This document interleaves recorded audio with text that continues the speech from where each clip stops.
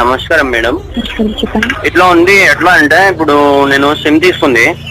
మీ పేరు చెప్పండి. నా పేరు అలీపాషా. అలీపాషా గారు చెప్పండి. ఇట్లా మా తమ్ముడు సిమ్ తీసుకుంది. ఓకే.